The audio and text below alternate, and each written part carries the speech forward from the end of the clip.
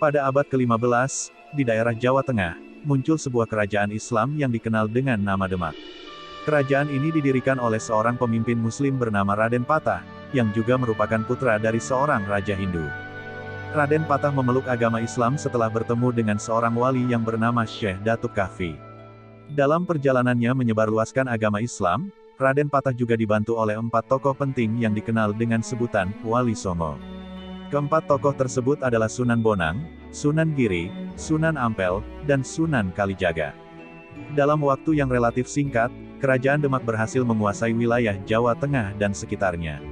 Pada masa pemerintahan Raden Patah, kerajaan ini juga berhasil menjalin hubungan dengan negara-negara Islam di luar Jawa, seperti Aceh dan Malaka. Kerajaan Demak juga terkenal dengan kemahirannya dalam pembuatan kapal layar yang kuat dan tangguh. Hal ini memungkinkan Demak untuk menguasai jalur perdagangan laut di wilayah Indonesia. Namun, pada akhir abad ke-16, Kerajaan Demak mengalami kemunduran karena terjadinya konflik internal dan serangan dari kekuatan-kekuatan luar.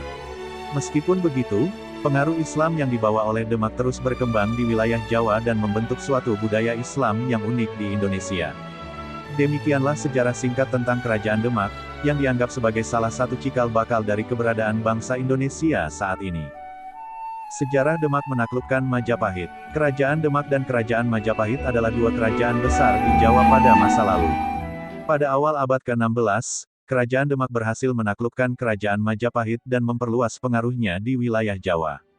Pada masa pemerintahan Sultan Trenggana, Kerajaan Demak mulai memperluas wilayah kekuasaannya. Sultan Trenggana yang merupakan cucu dari Raden Patah, berusaha menguatkan kekuasaannya dengan membangun keraton baru di Demak dan mereorganisasi struktur pemerintahan. Pada tahun 1520, Kerajaan Demak melakukan serangan ke Kerajaan Majapahit yang saat itu sedang mengalami krisis.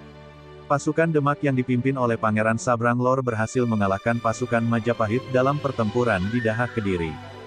Setelah berhasil menaklukkan Daha, pasukan Demak melanjutkan serangannya ke wilayah Majapahit lainnya. Pada tahun 1527, pasukan Demak berhasil menaklukkan ibu kota Kerajaan Majapahit, yaitu Trowulan. Pada masa ini, banyak dari para bangsawan dan rakyat Majapahit yang memilih untuk memeluk agama Islam dan bergabung dengan Kerajaan Demak.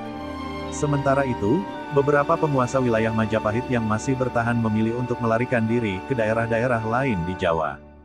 Penaklukan Majapahit oleh Demak menjadi tonggak sejarah penting dalam perkembangan Islam di Indonesia. Keberhasilan Demak dalam menaklukkan Majapahit juga menandai berakhirnya masa kejayaan Kerajaan Majapahit dan memulai era baru dalam sejarah Indonesia.